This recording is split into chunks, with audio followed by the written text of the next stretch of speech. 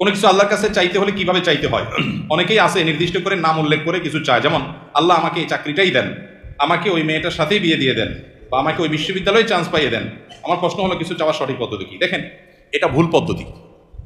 আপনি আল্লাহর কাছে আপনার চাওয়াকে এতটা ফিক্স করে দিবেন না। নবী করিম সাল্লাল্লাহু আলাইহি সাল্লাম দোয়া শিক্ষা দিয়েছেন সাহাবীদেরকে, আল্লাহুম্মা ইন্নী আসআলুকাল আফিয়াতা ফিদ দুনিয়া ওয়াল আখিরাহ। মানে কি? আল্লাহ আপনার কাছে দুনিয়া এবং আখিরাত উভয় জগতে কি চাই? শান্তি চাই। এখন শান্তি কি আল্লাহ লাখ টাকায় হবে, না 1000 টাকায় হবে, না 100 টাকায় হবে, না কোটি টাকায় হবে, না বিনা টাকায় হবে, সেটা আপনি জানেন। আমি কি চাই? শান্তি চাই, মনের প্রশান্তি চাই, মনের সুখ চাই। এই জিনিসটা আপনি আমাকে কিভাবে দিবেন আপনি জানেন। আমার শান্তিটা দরকার। আমার শান্তির জন্য যদি কোটি টাকা দরকার হয় তো কোটি টাকা দেন, কি লাগবে সেটা আপনি জানেন, কিন্তু আমি কি চাই? শান্তি চাই। এই যে ফাইনাল গোড়ার জায়গায় হাত দেওয়া, এটা হলো বুদ্ধিমানের কাজ। আর কোরআনেও আল্লাহ তাআলা শিক্ষা দিয়েছেন, আল্লাযীনা ইয়াকুলুনা রাব্বানা আতিনা ফিদ দুনিয়া হাসানা ওয়া ফিল আখিরাতি, যারা আল্লাহর কাছে দোয়া করে বলে, হে আমাদের রব, আপনি আমাদেরকে দুনিয়াতে কল্যাণ দান করেন, সুখ, কল্যাণ, ভালো দান করেন। এই ভালোটা কি দিয়ে হবে আমি জানি না। আমি কোনো মেয়েকে দেখে বা তার সম্পর্কে জেনে শুনে আমার মনে হয়েছে এই মেয়েটাকে আমার জীবন সঙ্গিনী করতে পারলে বোধহয় আমি সুখের সাগরে হাবুডুবু খেতে থাকবো, আমি বোধহয় সুখের আকাশে ভাসতে থাকবো এই মেয়েটার সাথে বিয়ে হলে। বেশিরভাগ যুবক বয়সে শয়তান এ ধরনের পাগলামি মাথার মধ্যে চাপায়। মনে হয় যে এটার সাথে বিয়ে না হলে আমার জীবন পুরোটা বরবাদ হয়ে যাবে, তছনছ হয়ে যাবে, শেষ। ডিপ্রেশন, আত্মহত্যা করে ফেলতেছে, শেষ হয়ে যাচ্ছে, জ্বলে পড়ে মরে যাচ্ছে, বুড়া হয়ে গেছে, বিয়ে করে না কেন? কারণ তারে পাই না, এই জন্য বিয়ে করবো। এর চাইতে বড় নির্বোধ আল্লাহর জমিন আর দ্বিতীয়টা আছে কিনা সন্দেহ। যে তোমার ছাড়া আরেক জায়গায় বিয়ে বসে গেছে, আলহামদুলিল্লাহ, বুঝতে হবে যে তুমি অজাগায় গেছো, এখন তুমি জায়গায় যাওয়ার চেষ্টা করো। এটা হলো বুদ্ধিমানের কাজ, ঠিক না? ঠিক।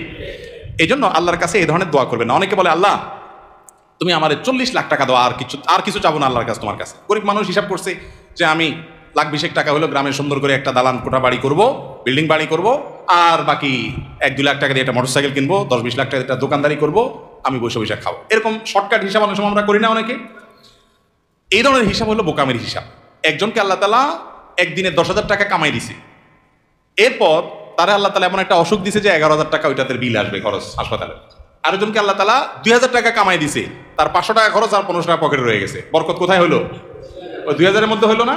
এই জন্য দোয়াটা সেরকম করতে হয়। ওই যে একটা গল্প আপনারা শুনছেন না প্রায় সময়, কোন যুবক নাকি দোয়া করছে আল্লাহর কাছে যে, আল্লাহ আমার এমন একটা লাইফ দাও, এমন একটা জীবন দাও আল্লাহ, যে আমার 2 হাত ভর্তি টাকা থাকবে, শুধু দোনো হাতে শুধু টাকা থাকবে, আর 2 পাশে শুধু নারী আর নারী থাকবে, ভোগের আইটেম থাকবে।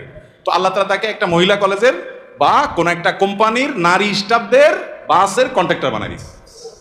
এই জন্য তার হাতে টাকা আর টাকা কন্ট্রাক্টরি করে, টাকাও মানুষের আর মহিলাগুলোও মানুষের। এই যে ভুল দোয়ার ফল দেখছেন, উল্টাপাল্টা দোয়া করছে না? সে দোয়া করবে, আল্লাহ আমি তোমার কাছে শান্তি চাই। এখন কোন মেয়েকে বিয়ে করলে আমার সংসারে শান্তি হবে তুমি জানো। আমি যেটাকে দেখে মনে করতেছি এটার সাথে বিয়ে হলে শান্তি হবে, ওইটার সাথে বিয়ে হলে আমার আরো অশান্তি হতে পারে। পারে কি পারে না? কত তথাকথিত এই যে অবৈধ প্রেমের বিবাহ, কি মহব্বতের সাগর ঢেউ খেলতে থাকে না, এরপরে 2 মাস 4 মাস যাইতে না যাইতে শুরু হয় গৃহযুদ্ধ, বিশ্বযুদ্ধ, ঠিক না? ঠিক। এই জন্য আল্লাহর কাছে কোনো কিছু ফিক্স করে দোয়া করা এটা দোয়ার আদব না। দোয়ার আদব হলো কি? আল্লাহ আপনার কাছে আমি শান্তি চাই, আল্লাহুম্মা ইন্নী আসআলুকাল আফিয়া, আল্লাহ আপনার কাছে আমি শান্তি চাই। শান্তি যেখানে আছে আপনি সেখানে দিবেন। বরকত চাইতে হয়, বরকত। আল্লাহ আপনার কাছে আমি কি চাই? বরকত চাই। আল্লাহ আপনি যে আমাকে রিজিক দিয়েছেন এর মধ্যে আপনি কি দেন? বরকত দান করেন। আল্লাহ যদি বরকত দেন, কল্যাণ দেন, তাহলে অল্পতে কি হবে? এই যে একটু আগে আপনার আলোচনায় শুনলেন, আমাদের কাছে এখন পয়সা কড়ি অনেক বেশি, কিন্তু শান্তি অনেক। আমাদের আগের জেনারেশনের কাছে পয়সা কড়ি অনেক কম ছিল, শান্তি অনেক বেশি ছিল। তাহলে আমাদের দরকার হলো শান্তি এবং সুখ। বিধায় এরকম ফিক্স করে দোয়া করে, এটা দোয়ার আদবের খেলাফ।